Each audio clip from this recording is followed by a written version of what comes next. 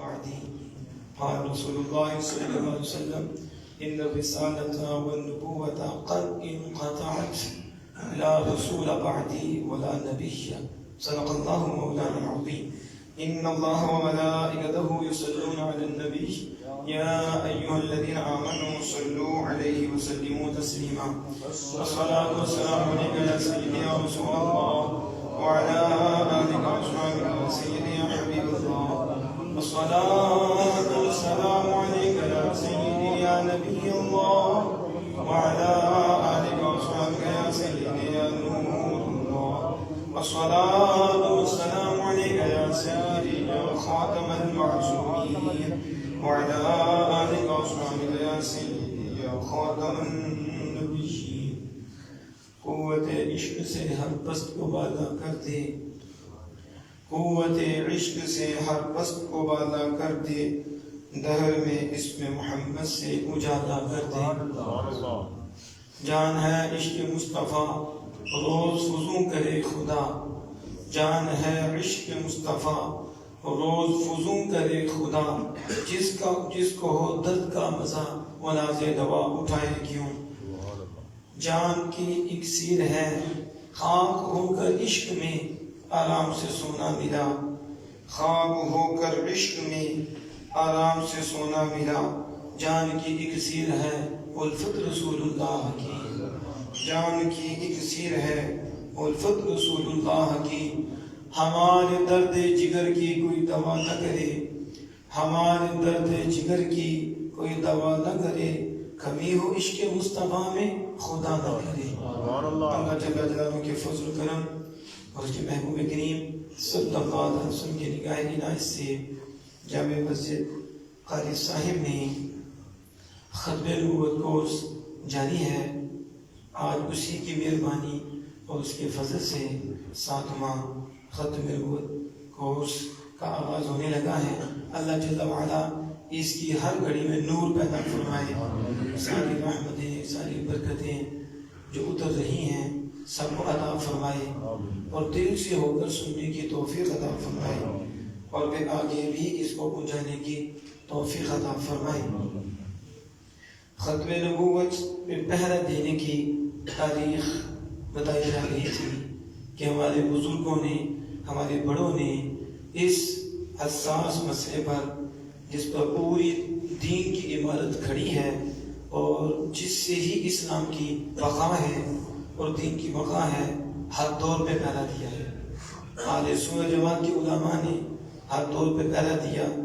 پھر جو بھی انہیں تکلیف اٹھانی پڑی انہوں نے تکلیف اٹھائی ہے، لیکن ختم نبوت کے حوالے سے کسی کی ناپاک سازش کام نہیں آنے دی، بلکہ حضور سید عالم صلی اللہ علیہ وسلم کی ختم نبوت کے حوالے سے انہوں نے پوری کوشش کی. پھر ایک وقت آیا اور وہ ہند جب یہ ڈیوائیڈ ہو گیا، اس کے بعد بھی یہ سلسلہ چلتا رہا. پھر اللہ نے مہربانی فرمائی، پھر ایک وقت میں آ کر پارلیمنٹ کا بھی سامان کیا. تو 1953 کیونکہ پیچھے بتایا تھا میں نے کہ 1979 شاید 1979 میں یہ وہ قاسم نوتوی مرا جس نے مرزا کو چور دروازہ دیا اور خاتم النبی کا معنی بدلا. نعوذ باللہ من ذالک. اس کی گفتگو ہم آگے جا کے کریں گے. تو اس وقت اس نے اپنی نبوت کی دعوت پھیل ڈالی تھی، یعنی اس وقت اس نے آغاز کیا تھا. اور 1943 میں ان کا کی غربت اشوتھامی مرا تھا جس نے ایک جملہ بھی مرزا کہانی کے خلاف نہیں لکھا تھا. 43 اور 79 چلو 80 پھر آگے ڈالو پھر 43 کتنے سال جہاں حضرت 5 کتابیں لکھنی ہیں. اور یہ جو انگریز کے تھے انہوں نے کیا لکھنا تھا؟ لکھنا تو اس نے تھا جس کا تعلق آمینہ کے لال کے ساتھ، جس کا تعلق رسول اللہ صلی اللہ علیہ وسلم کے ساتھ تھا. تو 1943 میں یہ بھی گیا. تو مرزا کا بھی کام تمام ہوا. پھر یہ 1953 میں جو اس تحریک ختم نبوت کے ہیرو تھے وہ حضرت علامہ مولانا عبدالستار خان نیازی علیہ رحمۃ الرحمن تھی. اور آپ کا کس کو نہیں پتا، آپ نے شادی نہیں کی، آپ نے شادی نہیں کی. کس کے لیے نہیں کی؟ دین کے لیے نہیں کی. اپنی زندگی وقف کر دی.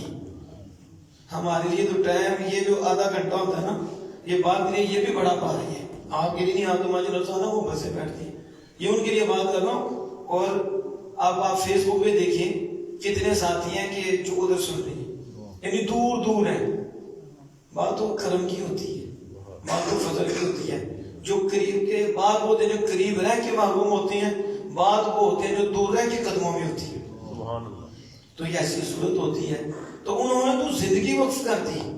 ادھر ہمارے لیے تو نماز کے لیے ٹائم نہیں نکلتا، مسائل سیکھنے کے لیے ٹائم نہیں نکلتا. ہماری تو نظر گھڑیوں پہ جڑی رہتی ہے. کب ہوگی؟ کوئی نہیں، تو وقت آ ہی جائے گا. جب موت آئے گی اس کو بھی گھڑی کو دے گا، وہ بھی ایک گھڑی ہے. اصل یہ گھڑیاں ہیں جو آپ کو مرنے سے پہلے بتائیں گی، جس کا اثر آپ کو مرنے سے پہلے مل جائے گا، پتہ چلے گا. تو جو اس گھڑیوں سے بھاگتا نا وہ مرتبہ ڈرے گا. ظاہر ہے اس پہ تو جیسے فرشتوں نے آنا تو جو عادت ہونی ہے، لیکن جو آمینہ کے لال کے لیے وقت دیتا ہے، اللہ کی رضا کے لیے دیتا ہے، پھر اس وقت بڑی اچھی شکل میں فرشتے بھی آتے ہیں. بعد اب ایسا بھی ہوتا ہے کہ آمینہ کے لال بھی آ جاتے ہیں. پھر روح اس طرح نکلتی ہے جو اسے محسوس ہی نہیں ہوتا. جب آمینہ کے لال کا حسن سامنے ہو تو پھر موت کی تکلیف کیا ہے؟ بندہ تو اسی میں ڈوب جاتا ہے، گردن اتر جائے پتہ نہیں چلتا. تو حضور سید عالم صلی اللہ علیہ وسلم کی رضا کے لیے، دین کے لیے آپ نے ساری زندگی وقف کر دی. اور آپ بہت بڑا امام شریف تھا. ترہ آپ کا بڑا اونچا تھا، مشہور ہے آپ کا. اوپر تھا نا ترہ، جس کا ترہ امتیاز، تو بڑا اونچا ہوتا تھا آپ کا. تو کسی نے آپ کو کہا نا مدینے پاک بھی آپ جاتے ہیں، تو انہوں نے کہا کہ یہ ذرا نیچے ہو جائے. آپ نے جب یہ ہوگا تو یہ بھی ہو جائے گا. یعنی اصل میں تو اندر جھکنا ہے. باہر سے بندہ یوں یوں کرے ہاتھ چومے اور اندر سے وہ منافق، یہ نہیں ہے. کوئی ہاتھ نہ چومے لیکن اندر دل جھکا ہوا ہو. تو حقیقت یہ ہے، حضور سے پیار کا یہ مطلب نہیں کہ یہ جھکے، مطلب یہ جھکے. تو جس کا یہ جھکتا ہے تو یہ بھی جھکتا ہے، اور بات کا یہ تو جھکتا ہے یہ نہیں جھکتا. تو بات تو اس کی ہے. تو انہوں نے کہا جب یہ جھکے گا تو یہ ترہ بھی نیچے ہوگا. حضور کے بارگاہ میں تو اللہ نے نوازا بھی پڑا تھا آپ کو. اور پھر حضور کے شعر جو تھے، پھر آنکھوں میں آنکھیں ڈال کے باتیں کرنے والے، اور قد بھی بڑا تھا آپ کا. آپ نے دیکھی آپ کو کتنا قد تھا آپ کا. تو ساری زندگی اسی طرح گزاری. تو جب آپ یہ تحریک ختم نبوت چلی 1953، اس میں ان قادیانیوں نے مجاہد ختم نبوت کے 10,000 مجاہد کو شرکت کی. کتنے؟ 10,000. ایسے نہیں ہے آپ یہاں سے آرام سے بیٹھے ہوئے، نیچے قربانیاں ہیں. تو یہ کیا سمجھتے ہیں کہ ہم اس جو قانون ہے اس کو بدل دیں گے، ہم یہ کر دیں گے؟ نہ، ان کا کچا خیال ہے. یہ ایسے نہیں بنا، اس کے پیچھے بڑی قربانیاں. 10,000 جو میں کہہ رہا ہوں کہ شہید ہو گئے، یہ 1953 کی بات ہے. اور علامہ یہ عبدالستار خان نیازی رحمت کے لیے حکومت نے سزائے موت کا فیصلہ سنا دیا.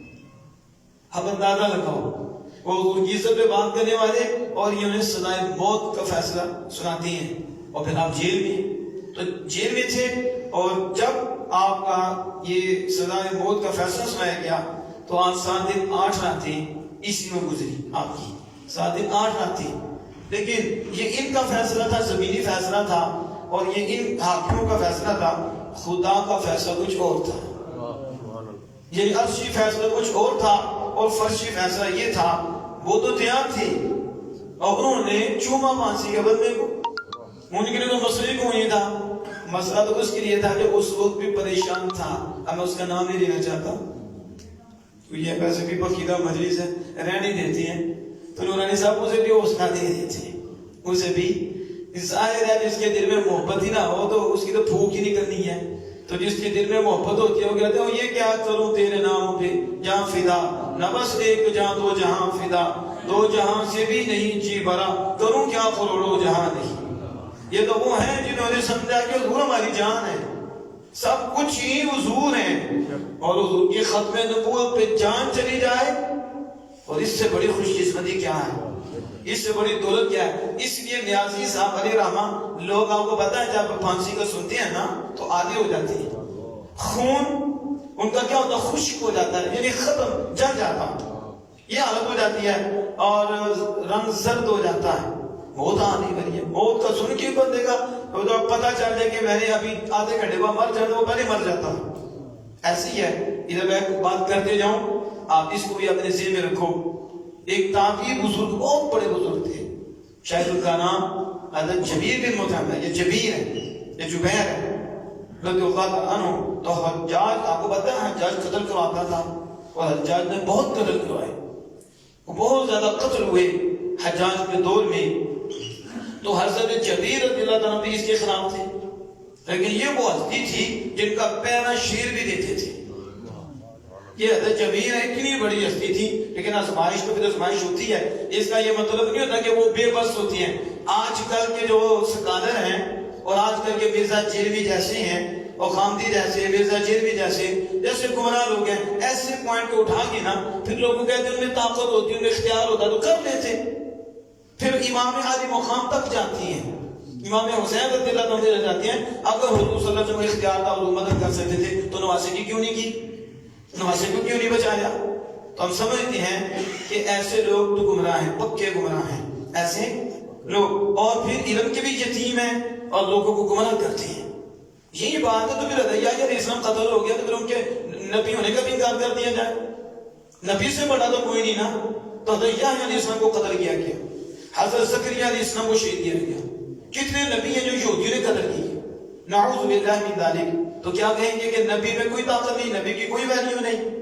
لیکن وہ آزمائش ہے اللہ کے ہاں. اللہ بتاتا ہے کہ میرے نبی اور میرے نبی سے کے ماننے والے، ان کے محبوب و میرے محبوب، ان پہ جو مرضی میری طرف سے آزمائش آ جائے یہ 100 نمبر لیتے ہیں، یہ پاؤں پیچھے نہیں کرتے. جو میں چاہتا ہوں میری چاہت میں وہ قربانی دے دیتی ہیں. پھر ان کا مقام و مرتبہ ہوتا ہے. لیکن میں عرض کر رہا ہوں کہ حضرت جبیر رضی اللہ عنہ ان کو جب حجاج نے بلایا تو انہوں نے حجاج کی آنکھوں میں آنکھیں ڈال کے بات کی. اتنا ظالم وہ بادشاہ تھا کہ وہ ایسے حکم ہی کرتا تھا فوراً قتل کر دو. زیادہ بات تو ہوتی نہیں تھی ادھر، کوئی اس طرح کا تو وہ بادشاہ تھا حجاج بن یوسف، تو قتل کرواتا تھا. تو جب آپ کو آپ سے اس نے بات کی تو آپ سارا اللہ کا فضل تھا، حجاج بھی تو پڑا ہوا تھا نا. تو جب وہ عربی میں گفتگو کرتا تھا تو حجاج بھی سمجھتا تھا کہ یہ معنی اور لے دی. بندے سمجھ رہے ہیں کہ معنی اچھا لے گیا. مقسطین کے 2 معنی ہیں، انصاف کرنے والا بھی ہے اور اس کا معنی ظلم کرنے والا بھی ہے. تو انہوں نے جب مقسط کا لفظ بولا نا تو بندوں نے یہی سمجھا کہ حجاج کی تعریف کر رہے ہیں، انصاف ہونے کا نا، یہ ظلم معنی دے دی کہ حجاج ظالم ہے. تو وہ حجاج بھی پڑا ہوا تھا، وہ بھی جانتا تھا. لیکن جب گفتگو ہوئی حجاج کی آنکھوں میں آنکھیں ڈال کر حجاج کے پورے جواب دیے. جو شیر مصطفیٰ ہوتے ہیں وہ کسی بادشاہ سے نہیں ڈرتے، کسی دنیا دار سے نہیں ڈرتے. یہ کیا ہے حجاج کے سامنے جتنا وہ سخت بادشاہ تھا لیکن پھر بھی ولی فقی ہوتی ہے. آنکھوں میں آنکھیں ڈال کے باتیں کی. اور اس نے کتنی گفتگو کرنے کے بعد کہا انہیں پھانسی دے دو. تو آپ مسکرائے. اس نے کہا کیوں؟ کہا تیری جرت پہ، میں تیری جرت پہ مسکرایا ہوں. اور اس کا مفہوم ہے اللہ کے حلم پہ کہ مالک کتنا حلیم ہے، کہ تو کتنی جرت کر رہا ہے، کتنی جرت کر رہا ہے. میرا مالک پھر بھی چھوڑ رہا ہے. میں اللہ کے حلم کو بھی دیکھ رہا ہوں اور تیری جرت کو بھی دیکھ رہا ہوں کہ تو مجھے مروائے گا. بدبخت تم نہیں مار سکتا مجھے. ہاں میرے رب کا فیصلہ ہو تو پھر تم نے جانے جانا ہے، لیکن تو نہیں مجھے مار سکتا. میرا رب ہے، جب فیصلہ ہوگا پھر جائیں گے. تو اب بادشاہ کو کتنا غصہ آئے گا جس کو جواب میں رہی آرڈر دے دیا. جب آپ کو سولی میں چڑھانے لگے تو اس وقت پھر آپ نے چہرہ قبلہ کی طرف کیا، چہرہ پھینک دو. آپ نے کہا کہ وَلِكُلِّ وِجْهَةٌ مُوَلِّيَةٌ فَاسْتَبِقُوا الْخَيْرَاتِ. جدھر بھی چہرہ دو ادھر ہی اللہ عز و جل کی رحمت متوجہ ہے. ادھر کیا مسئلہ ہے؟ آپ قرآن پڑھا سولی پر بھی اس نے کہا کو نیچے لڑکا دو، چہرہ نیچے کر دو. جب چہرہ نیچے کیا آن کا منہا خلقناکم وفیہا نعیدکم ومنہا نخرجکم تارۃ اخری. اور اسی سے ہم پیدا کیے گئے، اسی سے اللہ نے ہمیں پیدا کیا. جب ادھر سے منہ پھیرا پھر بھی کہا طرف اللہ کی رحمت متوجہ ہے. جب زمین کی طرف کیا اللہ نے ہمیں اس سے پیدا فرمایا. یہ عالم تھا. لیکن جب شہید آپ نے اس وقت کہا تھا اے اللہ اتنا بڑا ظلم کر دیا، میرے بعد کسی پر اس کتے کو مسلط نہ کرنا. وہ ولی کی زبان سے نکلی ہوئی دعا قبول ہوگی. کہا اس کتے پر، اس کتے کو کسی اور پر مسلط نہ کرنا. اس کے بعد حجاج کا وہ حال ہو یا وہ حالت ترین پڑھ کے دیکھیں، روتا تھا. اور خام میں جبیر ملتے تھے، اسے پکڑ دے روتا. حضرت میں نے پڑھا ہے یہ کہ حضرت حسن بصری علیہ رحمہ کو اس نے بلایا. پھر تو آپ نے کہا تھا، میں نے تجھے، آپ نے یہ فرمایا آپ میں نے تجھے کہا تھا نا علماء کو تنگ نہ کرنا. یہ علماء کی سزا ہے جو تو نے علماء، جس نے بھی علماء کو تنگ کیا آپ نے دیکھا اس کا حال کیا ہے. یہ پچھلے گھومدوں کو دیکھ لیں، جس نے علماء حق کو تنگ کیا برباد ہو گئی ہیں. قاضی رحمۃ اللہ شہید کرائے تو کیا حال ہوا، علماء کو ذکر دے دی تو کیا حال ہوا. پچھلی حکومت کا بھی حال دیکھ لو، علماء کو ستایا، کریک ڈاؤن کیا، کیا حال ہوا. میں نے کہا تھا نا علماء کو تنگ نہ کرنا، علماء کو تکلیف نہ دینا. حجاج روتا تھا. حضرت جبیر رضی اللہ عنہ کو اتنا خون نکلا، یہ تو بندے قتل ہوتی ہیں تو خون ہی نہیں نکلتا، پانسی کا سنتی ہیں تو خون خشک ہو جاتا ہے، ان کا خون اتنا کیوں نکلا. کہاں باقی تجھ سے ڈرے تھے، یہ رب سے ڈرنے والے تھے. تو جو رب سے ڈرتا ہے اس کا خون خشک نہیں ہوتا، اور جو نہیں ڈرتے ان کے خون خشک ہوتے ہیں. حضرت مولانا عبدالستار خان نیازی یہ اللہ سے ڈرنے والے تھے، اللہ کے محبوب سے پیار کرنے والے تھے. تو جیل میں تھے، لوگوں کے خون خشک ہو جاتے ہیں، لوگوں کے چہرے زرد ہو جاتے ہیں. آپ کا جیل میں رہ کے جسم بڑھتا گیا، کپڑے تنگ ہو گئے. یہ کیا ہوا؟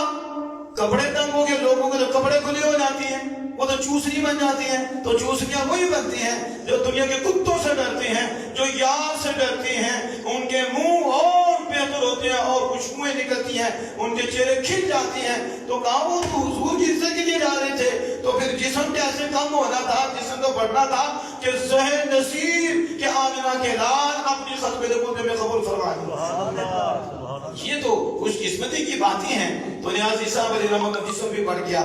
اور جب آپ پھر وہ جو فیصلہ ربی نہیں تھا، یہ ان کا فیصلہ تھا، تو پھر سزائے موت کا فیصلہ ختم ہو گیا. تو جب آپ آئے تو صحافی نے پوچھا آپ کی عمر کتنی ہے؟ آپ کی، یہ کوئی سوال کرنے والا بھی کہہ سکتا، مجھے نہیں نظر آ رہا کتنی عمر ہوگی. لیکن اس نے پوچھا آپ کی عمر کتنی ہے؟ آپ نے کہا 7 دن 8 راتیں. 7 دن 8. اب بندہ حیران ہوتا ہے کہ آپ کی عمر زیادہ ہے، وہ 7 دن 8 راتیں بتا رہے ہیں. جب اس نے آپ سے اس کی وضاحت پوچھی تو آپ نے فرمایا میں جیل میں گیا حضور کی عزت کے لیے، اور میری سزائے موت کا جو دنیاوی فیصلہ ہوا اس کے 7 دن اور 8 راتیں گزری اس فیصلے میں، اور اسی فیصلے میں جیل میں رہا. تو میں سمجھتا ہوں کہ جو حضور کی ختم نبوت پر، حضور کی عزت پر میری جان کا فیصلہ ہوا تھا، میری وہی زندگی ہے، اس کے علاوہ میری کوئی زندگی نہیں. آپ اندازہ لگائیں کہ یہ ختم نبوت آپ کیا سمجھتے ہیں؟ یادہ کرنا دینا کوئی تھوڑی سی بات ہے، یہ معمولی سی بات ہے جو ہم ختم نبوت کے لیے دے رہے ہیں. یہ آپ سمجھتے نہیں، علماء سمجھتے ہیں جو ختم نبوت کی حساسیت کو جانتے ہیں. وہ جانتے ہیں کہ یہ کتنی بڑی دولت ہے، اور وہ آپ کہتے ہیں میری زندگی 7 دن 8 راتیں ہیں، کیونکہ 7 دن 8 راتوں میں دنیا بھی فیصلہ ختم نبوت حضور کی عزت کے لیے میری موت کا فیصلہ تھا. میں اسے ہی اپنی زندگی سمجھتا ہوں، اس کے علاوہ جتنی گزری ہے میں سمجھتا ہوں میری زندگی ہی نہیں. اصل زندگی یہ ہے کہ حضور کی عزت کے لیے جب بات آئے ہم کھڑے ہو جائیں، حضور کی عزت کے لیے جو قربانی بھی دینی پڑے ہم وہ قربانی دیں. یوں سمجھ لو یہ اللہ کی مہربانی ہے، یہ اللہ کا فضل ہو گیا ہے. اور وہ وقت کی قربانی ہو، وہ مال کی قربانی ہو، وہ جان کی قربانی ہو، وہ ہر ایک سے مالک کی قربانی قبول کرتا ہی نہیں، نہ ہر ایک کو قبول کرتا ہے. لوگ بھی خاص ہوتے ہیں، مال بھی خاص ہوتی ہیں، ذاتیں بھی خاص ہوتی ہیں، اور فیصلے بھی خاص ہوتے ہیں. حضرت مولانا عبدالستار خان نیازی علیہ رحمۃ الرحمن نے پھر یہ کیا. اس کے بعد 1974 کی جو تحریک چلی اس میں ان قادیانوں نے ربوہ اسٹیشن پہ ہمارے ہی طالب علم، وہ جو پڑھنے والے بچے تھے کالج کے، ان پہ حملہ کیا، بوکی میں ان پہ تشدد کیا، انہیں تکلیف دی. پھر یہ تحریک چلی، اور اس تحریک کے ہیرو حضرت مولانا شاہ احمد نورانی صدیقی علیہ رحمۃ الرحمن تھے. اور پھر آپ نے یہ تحریک اتنی تیزی سے چلائی، اتنی تیزی چلائی کہ گلی گلی میں ختم نبوت کے مجاہد تیار ہو گئے اور گلی گلی میں نعرے شروع ہو گئے. یعنی پھر ایسی لپیٹ میں رات دن ایک نورانی صاحب نے کیا. یہ وہ دور ہے جس وقت اتنی تیزی سے یہ ٹرانسپورٹ نہیں تھی, یہ چیزیں نہیں تھیں کہ بندہ 10 منٹ میں وہاں پہنچ گیا, 15 منٹ میں وہاں پہنچ گیا. کتنا سفر کرنا پڑتا تھا. آپ نے دن اور رات ایک کر دیا, اپنی نیندیں چھوڑ دی, حضور کی عزت کے لیے تحریکیں چلائی, بیانات کیے, علماء کو اکٹھا کیا. پھر یہ چلتا گیا. کتنی محنت ہوئی, کتنی تکلیفیں برداشت کی. شاہ احمد نورانی علیہ رحمت الرحمن نے علماء کو ساتھ لگایا. پھر اس پہ یہ میٹنگیں ہوتی رہی, پھر یہ باتیں ہوتی رہی. ایک وقت آیا کہ آپ نے یہ قرارداد اسمبلی میں پیش کر دی. یہ بھی اہل سنت و جماعت کا امتیاز ہے اور یہ ان کی شان ہے. کوئی بھی نہیں تھا کہ جس کو یہ توفیق ملی ہو کہ اسمبلی کے اندر یہ مسئلہ ہے. آپ سمجھتے ہیں اسمبلی کے اندر کیا ادھر محمود نہیں تھا, بلکہ اس کی میں بات آگے بتاؤں گا. کیا نام کا غلام غوث نہیں تھا ادھر, وہ بھی وہاں موجود تھا. لیکن یہ سارے حضور کے دشمن ہیں, یہ تو نام پرائیویٹ لینے والے ہیں. تو نورانی صاحب علیہ الرحمن نے یہ قرارداد پیش کی, مسئلہ بن گیا. پیچھے طاغوتی قوتیں, آپ سمجھتے ہیں طاغوتی قوت شیطانی قوتیں اوپر, اور پھر بھٹو جو بالکل لبرل تھا, سیکولر تھا, دین کے ساتھ کوئی تعلق نہیں تھا. وہ وزیر اعظم اور اسمبلی میں بیٹھے ہوئے کون ہیں جنہیں اسلام کا پتہ ہی نہیں, دین کا پتہ ہی نہیں. اس جگہ پہ آپ سمجھتے ہیں قرارداد پیش کرنا آسان کام ہے, کتنا مشکل کام تھا. لیکن نورانی صاحب نے یہ کر دیا. یہ بھٹو نے نورانی صاحب کو کہا, جس کا مفہوم تھا, اس نے کہا یہ تو مسجدوں کی مسئلے, مدرسے کا مسئلہ, اب پارلیمنٹ میں لے گئے اس کو, میں تو نہیں اسے پارلیمنٹ میں پیش ہونے دوں گا. یہ بھٹو نے کہا. تو اس وقت شاہ احمد نورانی صدیقی علیہ الرحمن نے کہا, بھٹو مجھے جواب دو. اسلام آباد میں ایک کرسی پہ بیٹھ جائے, کرسی لگا لے اور کہے میں وزیر اعظم ہوں. وزیر اعظم تو ہے نا, لیکن اسلام آباد میں کوئی بیٹھ جائے اور اعلان کرے کہ میں وزیر اعظم ہوں, تیرا کیا تبصرہ ہوگا؟ یہ ہے نورانی صاحب, یہ ہے جن پہ آمنہ کے لال کی نگاہ ہوتی ہے. کیا عقلی طور پہ سمجھایا, کیونکہ وہ بندہ سیکولر تھا. اب اس قرآن حدیث کو سمجھنا تو اس کا کام ہوتا جو دیندار ہو, تو اب اس کو سمجھانا کہ ایسے عقلی دلیل سے, علماء کا کام ہوتا ہے عقلی دلیل سے سمجھانا. کہا بتاؤ پھر تمہارا تبصرہ کیا ہوگا؟ اس نے کہا وہ اب پاگل ہوگا جو میرے ہوتے ہوئے میں وزیر اعظم اور وہ کہیں میں ہوں, نہ پاگل ہے یا باغی ہے, پاگل ہے یا باغی ہے. اس کا مفہوم یہ ہے, تیری کرسی بڑی ہے یا آمنہ کے لال کی کرسی بڑی ہے؟ اور وہ حضور نعوذ باللہ من ذالک, حضور کی کرسی پہ بیٹھا ہے ظالم اپنی طرف سے. وہ کہتا ہے میں نبی ہوں, اور یہ پکی بات ہے کہ مرزا نے کہا میں مستقل نبی ہوں. مستقل, اب یہ غیر تشریح والی بات بھی نہیں, اب ذلی بروزی بھی نہیں, نہ حضور کا فیض, بلکہ اس بدبخت نے کہا میں مستقل نبی ہوں. اور یہ تو اس کے قائل تو اب بھی ہیں. یہ پیچھے میں نے مرزا مسرور کا جب 15 روزہ کورس میں رد کیا تو اس بدبخت نے یہ کہا تھا کہ سنیوں کے ان کے نزدیک ضرورت نبوت ابھی باقی ہے, ضرورت نبوت ہے. یہ نعوذ باللہ اس نے کہا تو کہا بھی مرزا آ گیا, جو ضرورت نبوت تھی وہ مرزا نے پوری کی ہے. نعوذ باللہ من ذالک. پھر میں نے یہ بھی بتایا تھا کہ کلمۃ الفصل میں اس کا بیٹا ہی, اس سے جب پوچھا گیا کہ جب تم نے اس نبی کو ماننا ہے نعوذ باللہ من ذالک تو پھر کلمہ بھی اپنا رکھو, تو اس نے آگے سے جواب دیا تھا جس کا مفہوم یہ ہے. اس نے کہا مرزا کلمے کے مفہوم میں ہے, ہمیں نیا کلمہ لانے کی تب ضرورت پڑتی جب مرزا حضور میں نہ ہوتا, نعوذ باللہ حضور کے مفہوم میں نہ ہوتا.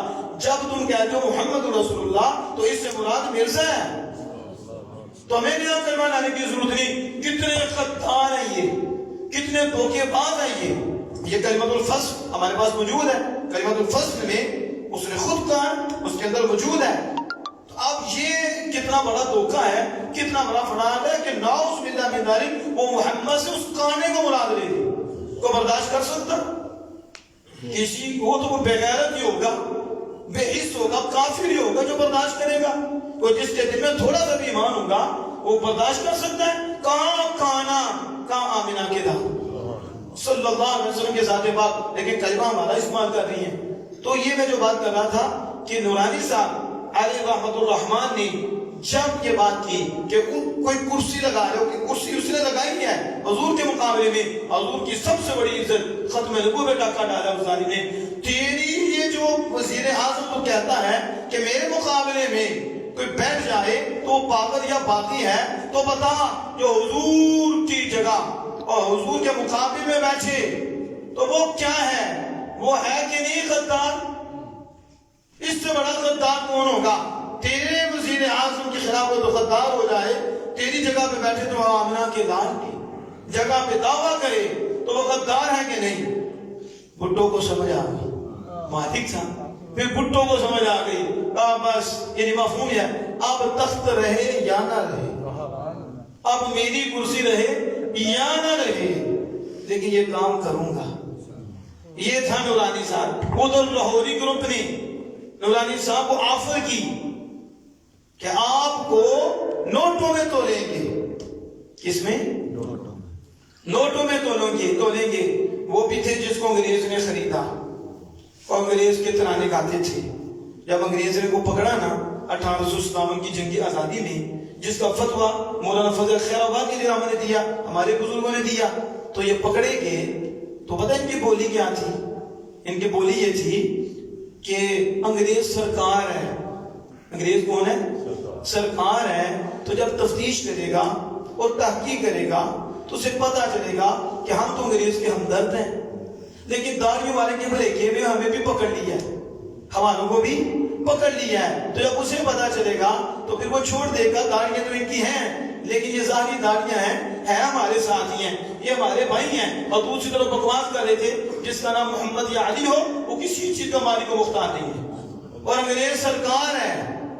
انگریز سرکار ہے تو وہ اگر تحقیق کرے گی تو سرکار جو ہی پھر پتا چلے گا ہم تمہارے ہمدرد تھے، یہ تو ویسے ہی داڑیوں کے بلیکے پہ پکڑ لیا، پھر وہ ہمیں چھوڑ دیں گے۔ تو انہوں نے انگریز کے ترانے گائے اور ہماروں نے آمنہ کے لال کے ترانے گائے تھے۔ تو آج بھی انشاءاللہ تعالیٰ اسی طرح ہی ہے۔ تو اب شاہ نورانی علیہ رحمت الرحمن نے جب یہ سنا تو انہوں نے کہا ہم پیسوں میں تو لیں گے۔ اس کا مفہوم تھا، ہم نے کہا تم نے دیر کر دی، تم نے دیر کر دی ہے، میں تو پہلے ہی بک چکا ہوں، میں تو پہلے ہی بک چکا ہوں، تمہیں پتہ ہی نہیں، تم کسی اور کے بلیکے میں ہو، کوئی دیوبندی ہوگا جس کو خرید لو گے، کوئی غیر بد مذہب ہوگا اسے خرید لو گے، ہمیں آمنہ کے لال نے اپنے بازار محبت میں خرید لیا۔ تو جب حضور خرید لیں کوئی اسے خرید نہیں سکتا۔ وہ کہا نا کسی نے اللہ اکبر کبیرہ بڑے خوبصورت انداز میں کہا جب تک بکے نہ تھے کوئی پوچھتا نہ تھا، جب تک بکے نہ تھے کوئی پوچھتا نہ تھا، آقا تو نے خرید کر انمول کر دیا۔ جس نے حضور خرید لیں اسے کوئی خرید سکتا ہے؟ یہ الگ بات ہے کہ ممبر پہ بیٹھ کے میں بھی کہوں کہ مجھے حضور نے خریدا ہوا ہے، لیکن آنے سے پہلے کروں بینک میں پیسے بھیجو، پھر حضور کی شان بیان کروں گا، پھر حضرت سیدہ طیبہ طاہرہ کی شان بیان کروں گا۔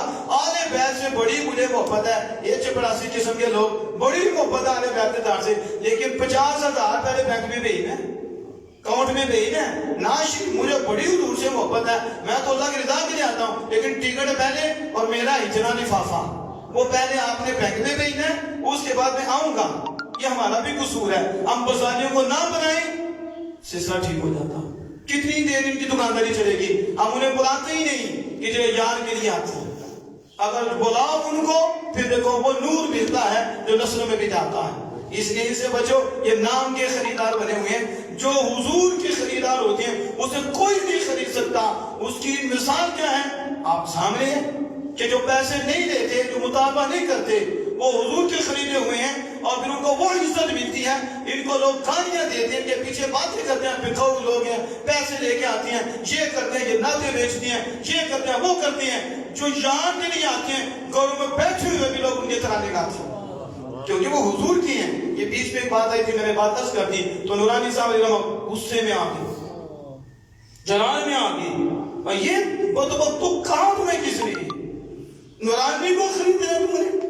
نورانی حضور کے بازار میں خریدا ہوا ہے، حضور نے ان کو خرید لیا ہے، اس لیے نورانی صاحب پہ جو حملہ بھی ہوا، نورانی صاحب اپنی بات پہ مضبوط رہے اور پھر یہ بات اس میں چلنا شروع ہوئی، ڈبیٹ شروع ہو گئی۔ اس انشاءاللہ تعالیٰ ہم پھر اس آگے شروع کریں گے کہ پھر کیا ہوا، مرزا ناصر نے کتنی کتابیں لے کے آیا، پھر ادھر جو سمجھو اللہ کی قدرت کا ظہور ہوا وہ بھی انشاءاللہ بتائیں گے۔ پھر اس کے اندر یہ کالی پیڑیں جو نورانی صاحب نے واضح کی، جو یہ دیوبندیوں کی ہیں، تو نورانی صاحب نے بتایا انہوں نے اس وقت کیا کیا تھا اور میرا ساتھ کس نے دیا تھا، جسے اسلام کا بھی نہیں پتا۔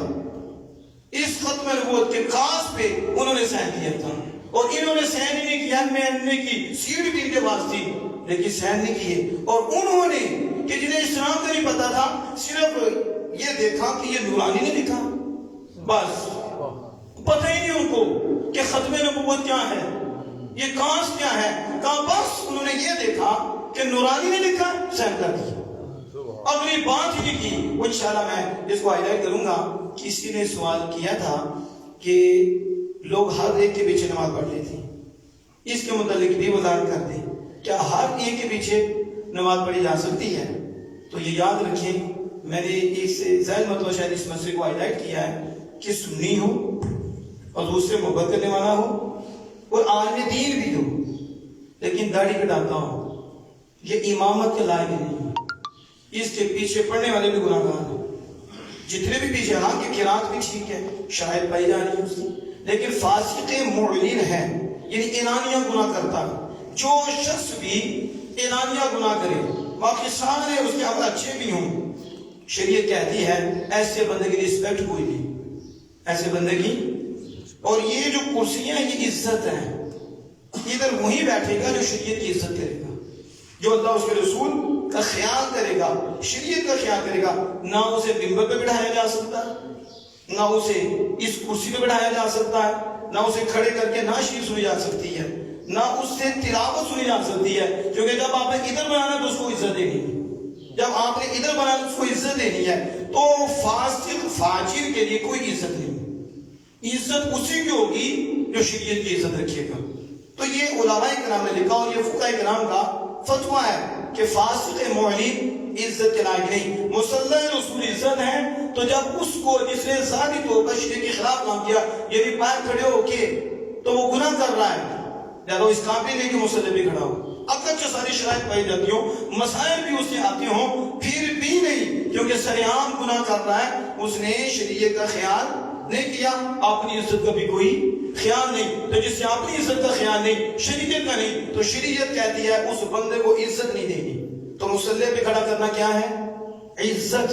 اب مجھے بتاؤ، ایک عالم دین بھی ہو اور اس کا ایک مسئلہ ہے، داڑھی شریف کو کٹاتا ہے، چھوٹی کرتا رہتا ہے، فاسق معلن ہے، یا تھوڑا باہر نکل کے گناہ کر رہا ہے سریعام، یعنی وہ فلم دیکھ رہا ہے، لوگ دیکھ رہے ہیں، سریعام کر رہا ہے، سامنے ہے، یا فجر کی نماز جماعت سے نہیں پڑھتا، سب کو پتہ ہے یہ اعلانیہ گناہ ہے، ایسا شخص امامت کے قائم قابل نہیں ہے، کھڑا کرنا گناہ ہے، تو جو عالم بھی نہ ہو وہ کھڑا ہو کے نماز پڑھا سکے گا؟ لیکن ہمارے یہاں کیا ہوتا ہے، ٹولی بناتی ہیں اور ایک نماز ہو گئی ہے تو چلو جی کسی کو کھڑا کر دو، نماز یہ بڑا مشکل کام ہے، جو آگے کھڑا ہوا ہے نا سب کا جواب اس نے دینا، تو جس نے کھڑا کیا اس نے بھی جواب دینا ہے، مستحب عمل ہے، اگر آپ کو کوئی امام اس لائق مل جائے تو پیچھے نماز پڑھ لو، دوسری نماز مستحب ہے، نہ فرض نہ واجب نہ سنت مؤکدہ، ایک مستحب عمل ہے، اور مستحب عمل کے لیے آپ اللہ کو ناراض کر لو اور اپنی نماز بھی جاتی رہے۔ اب یہ کیا ہوتا ہے، دو چار ٹولیاں بنتی ہیں، مساجد میں جاؤ، ایک نماز ہوتی ہے، دوسرے کھڑے ہو جاتے ہیں، کسی نے پینٹ پہنی ہوتی ہے، ریڈ پینٹ پہنی ہوتی ہے، چہرہ اس کا بالکل صاف ہوتا ہے، قرآن اسے پڑھنا نہیں آتا، مفسدات نماز کا اسے نہیں پتا، واجبات نماز کا اسے نہیں پتا، اسے شرائط کا صحیح نہیں پتا کہ نماز پڑھانی ہے کوئی آسان کام نہیں ہے، مصلی رسول پہ کھڑا ہونا ہے، تو ہر منصب کے تقاضے ہوتی ہیں، اس مصلی کے تقاضے ہیں، لیکن وہ کھڑی ہو جاتی ہیں، اور اگر ہم بات کریں تو بعض لوگوں کو پریشانی بھی ہو جاتی ہے، لیکن حق ہی ہوتا ہے، ہم نے تو بتانا ہے کہ تاکہ لوگ بچ جائیں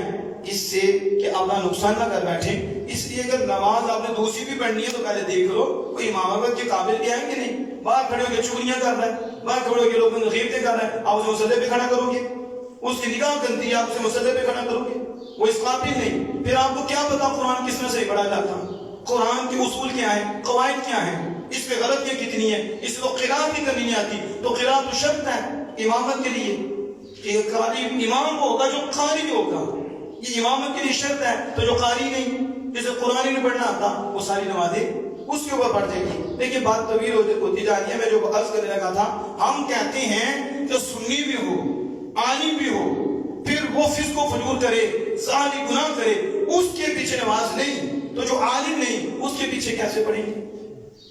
سنی تو جب سنی کے پیچھے پڑھنے کی اجازت نہیں دے رہے تو دوسرے کے پیچھے کیسے پڑھ سکتی ہیں؟ یہ تو مومن ہے، یہ تو حضور سے پیار کرنے والا ہے، اور صحیح عقیدہ سنی ہے، اس کے پیچھے فسق کی وجہ سے نماز پڑھنے کی اجازت نہیں، تو جس کا عقیدہ ہی خراب ہے، جو ہے ہی بد مذہب، اس کے پیچھے کیسے نماز پڑھ سکتی ہیں؟ آپ سمجھیں کہ نہیں؟ ادھر جس کا دل کرتا ہے، جس کی مرضی پیچھے کھڑا ہو جاتا ہے۔ اگر یہی بات ہے، پھر امام عالی مقام بھی ایک طرف تھے، امام حسین رضی اللہ تعالیٰ ایک طرف کھڑے تھے، دوسری طرف یزیدی تھے، نماز کدھر تھی؟ کیا سلسلہ تھا؟ ایسی بات نہیں ہے۔ بد مذہب کے پیچھے، سنی کے پیچھے نماز پڑھنا جو فارسی میں جائز نہیں ہے، تو بد مذہب کے پیچھے کیسے جائز ہے؟ بلکہ بعض صورتوں میں بندہ کافر ہو جاتا ہے، اس کی بھی صورتیں ہیں، گمراہی کی طرف جاتا ہے۔ بعض صورتوں میں نماز تو پڑھنی ہی پڑھنی ہے، وہ تو لازم ہے کہ اس نے نماز اٹھانی ہے۔ اپنوں کے پیچھے نماز پڑھنا گناہ ہے جو فاسق و فاجر ہیں، اور دوسروں کے پیچھے جو بد مذہب ہیں ان کے پیچھے نماز پڑھنا سچ گناہ ہے۔ آج مدنی میاں صاحب نے ایک جواب دیا، اس میں بات کو ختم کرتا ہوں۔ ان سے سوال ہوا، اور مدنی میاں صاحب کو کون نہیں جانتے، انڈیا کے ہاشمی میاں صاحب کے بھائی، اور انہوں نے کتنا نوازا ہے۔ ان سے یہ سوال ہوا کہ مدینہ پاک، مکہ شریف، ادھر نماز پڑھنا، کیونکہ وہ سارے امام جو ہیں وہ بد مذہب ہیں، اب ان کے پیچھے نماز پڑھنے کا کیا حکم؟ تو انہوں نے پتا کیا جواب دیا؟ انہوں نے کہا وہ تمہیں کافر کہتے ہیں، ان کے نزدیک سارے سنی کافر ہیں۔ اور حضور سے لے کے جو آگے چلے سارے، یعنی جو بھی انبیاء کا وسیلہ ڈالتا وہ کافر ہے، جو نبی کو وسیلہ ڈالے، ولی کو وسیلہ ڈالے، وہ کافر و مشرک ہے۔ تو کہا تم اس کے پیچھے نماز پڑھو گے، وہ تمہیں مسلمان مانتے ہی نہیں، وہ تمہیں موحد مانتے ہی نہیں، وہ تمہیں کافر کہتا ہے، تمہیں مشرک کہتا ہے، تو تو کیسے نماز پڑھے گا اس کے پیچھے؟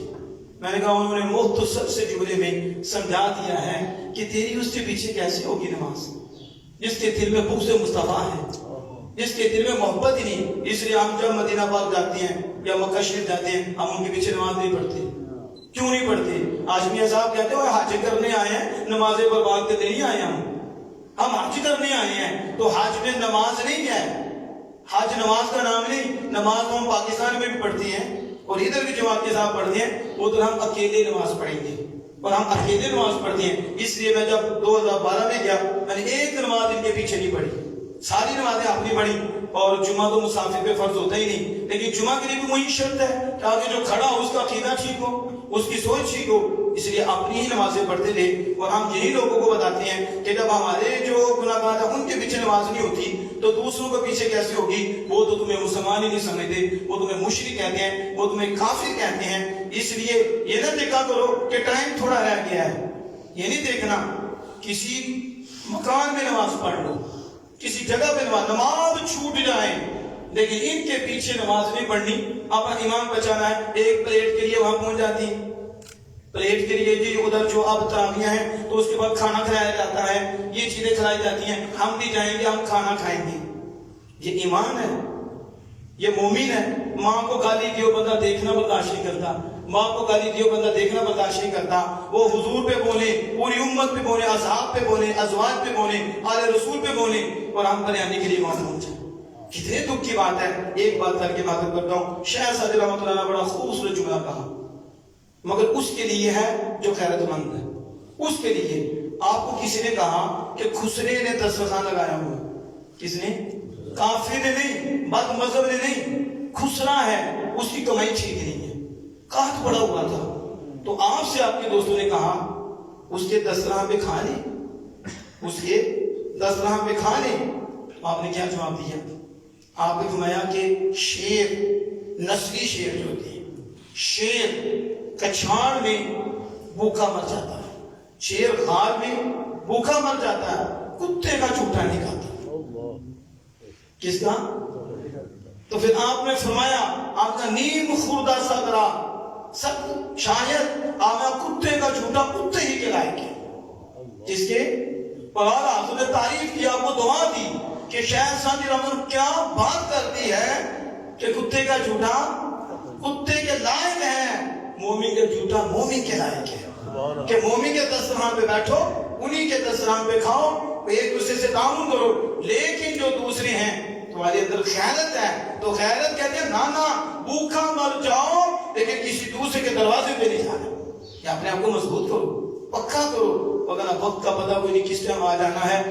ایک رکعت بھی مل گئی عاشق کے پیچھے کام ہو جائے گا، محبت والے کے پیچھے مل گئی کام ہو جائے گا، لیکن ایک رکعت دوسرے کے پیچھے مل گئی کھڑا ہو گیا، یہ رہو ساری زندگی کا کیا درتا سارے برباد ہو جائے، رہے کچھ نہ۔ اس لیے اللہ محترم ان چیزوں کو ہمیں اپنے ذہن نشین کرنا ہے۔ اللہ جل وعلا سے دعا ہے کہ اپنے محبوب کریم صلی اللہ علیہ وسلم کے صدقے سے ہمیں عمل کی توفیق عطا فرمائے۔ بسم اللہ الذی